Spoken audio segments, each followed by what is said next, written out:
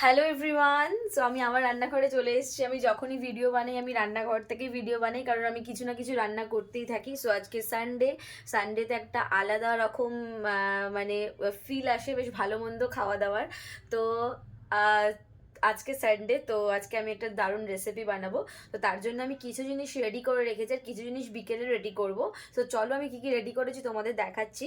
So এখানে আমি পেঁয়াজ কেটে রেখে দিয়েছি, এই যে পেঁয়াজ, যাতে চোখ না জ্বলে ওই জন্য আমি পেঁয়াজটা আগে থেকে কেটে ভিজিয়ে রেখেছি, তারপর আমি এটাকে কুচি কুচি করে কাটবো।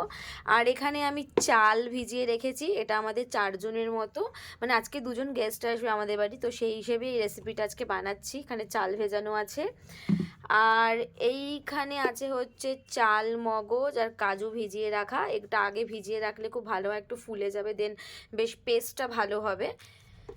সো আমি এখন এই 3টে জিনিসই রেডি করে রেখেছি। বাদ বাকি চিকেন ফিকেন সব আমি বিকেলের দিকে ম্যারিনেট করে রাখবো, কারণ আমরা যেহেতু রাতে ডিনার করব। তো আমার এখানে গ্যাসও আছে প্লাস ইন্ডাকশানও আছে, সো আমার এখানে সব রান্না হয়ে যাবে তাড়াতাড়ি। তো বেশি চাপ নিয়ে লাভ নেই, তো আমি এই কটা রেডি করে রেখেছি, বাকি আমি বিকেলে রেডি করবো। বাই।